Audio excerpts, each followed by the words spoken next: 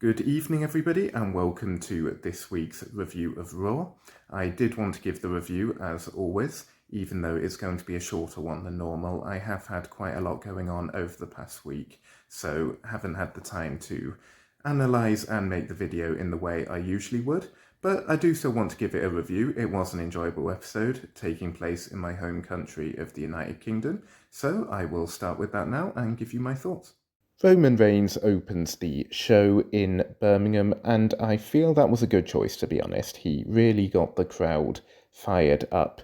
I could tell that it was a British crowd. I've been in several of them myself, at several sporting events. You can definitely tell when it's a British crowd by the sort of songs that they sing. So he was a good decision to open the show. Paul Heyman interrupts with Bronson Reed to give us a bit more build-up to the match at Clash in Paris. He introduces him as the tribal thief and whatever he is. Still not a fan of this whole stealing shoes thing. I've said that before. I just find it a little bit tacky. But anyway, I like the way this effectively ended with Roman Reigns going, it doesn't matter if he comes up here because I'm going down there, and we get a brawl, and potentially the last one before they meet on Sunday. I like this rivalry. I think it will be good for both of them, and I will talk about what I expect from it this Sunday during a different video. Dragon Lee versus JD McDonough was an enjoyable match. I do like both of them as WWE superstars. I like the way they move in the ring, so I was always going to enjoy it. We have AJ Styles getting involved and clashing with Dom, meaning that there is going to be more from this rivalry. I believe they will be having an Intercontinental Championship match on Raw next week. So that's during Raw. It's not going to be at the pay-per-view, which is interesting, but it is a match that we are going to have. So, as expected, there is more to come from this rivalry. This week, Penta takes on Kofi Kingston after beating Xavier Woods last week. It's Xavier Woods and Grayson Waller who help Kofi to win, so I'm not entirely sure what they're doing with this, to be honest, whether it's going to be a longer rivalry, whether they just had to fill a couple of weeks and needed something for all of them to do, or not. We've had Penta taking on Xavier Woods and Kofi Kingston. Could the final one be Grayson Waller next week? Not entirely sure, but if we do see that, it might be the end of whatever this storyline is, or it might push us forward into something else. We'll see. Becky Lynch turns up for the second time in a couple of days, having made an appearance on SmackDown in Dublin, and she tries to annoy everyone in Birmingham by insulting the city. So typical heel behaviour. I did find some of her comments quite funny.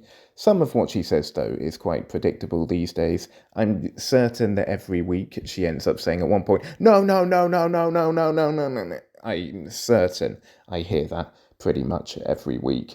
There was no mention of her hot husband during this particular segment, but we did have another interesting wardrobe choice. She, luckily, as I said in the SmackDown video, seems to have ditched the Michelin Man. But what on earth is she wearing this week? It's like she decided to wear a jacket and thought it's not warm enough, so she's pulled two arms off a gorilla costume and glued them onto her jacket. It just looks ridiculous, if you ask me. I'm not sure who thought that this was a good idea, or who thought she would look good in that. But anyway, Nikki Bella comes out and calls her a coward. She goes, no, I'm not a coward. They agree that they're going to face each other at Clash in Paris. And that's about it, really. I do find it interesting how Becky comes out saying I'm the greatest in the world and bragging all the time when it's the Intercontinental Championship that she holds rather than one of the world titles. She seems to have a very big ego, but I guess that's part of being a heel. They all think that they're the best of all time. So you can say that she's playing that character well. I do like the chemistry between these two, I must say. As I've said before, I'm not the biggest fan of Becky, but I do like what's going on with Nikki Bella. I feel that there would be better challengers for the championship, But we are going to get a match. Hopefully it's going to be a good one of some sort. And it's been enjoyable to an extent. So that's the most I can ask for, really. Rhea Ripley beats Roxanne Perez during the next match. I'm a little surprised that she's gone back to feuding with the Judgment Day after we did have the match with Raquel Rodriguez a few months ago, if that. So she's back fighting them. Again, I don't know if it's just a time filler, but it seems to be more about what's developing with Io Sky at the moment. We did get the backstage segment where Io says, we need to go our separate ways. I have family, it's the Kabuki Warriors. Kabuki Warriors witness this from a distance, but they get the wrong idea. Anyway, Rhea is being attacked after the match, and Io comes out and helps her, despite saying that they were going to go their separate ways. Again, I'll skip ahead a little bit where they're talking about it and effectively laughing at the fact that she said they'd go their separate ways, and then she's there helping out. But Io says, I did owe you one. This annoys the Kabuki Warriors, who said, I told her to stay out of our business, and there's loads of screaming in Japanese, and Io's not sure what to do about that. So I am interested to see where that's gonna go. Main reason being I thought that both Rhea and Io were likely to be in with a shout of the championship picture, but more on that later. AJ Styles versus Finn Balor. I thought this was quite a decent match actually, and finished cleanly to give AJ Styles a bit of momentum going forward, so it's the right decision based around that. But Dominic asked Finn to get AJ out of the way, and he failed to do that, and that's why he's now ended up with a championship match coming next week. So let's see what that brings when it comes. The main event was predictable to an extent. I am pleased that we got a full-length match. I wasn't expecting the pre-match attack, but I did know that Rollins would get involved eventually. So I think giving Breakker the win was a good decision because he did lose last week and lost at SummerSlam.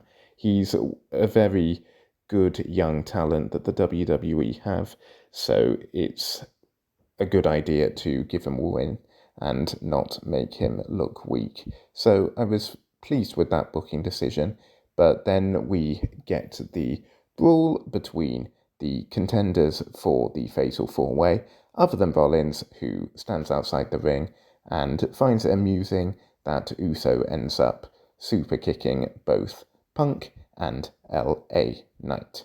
So that brings us to the end of the episode.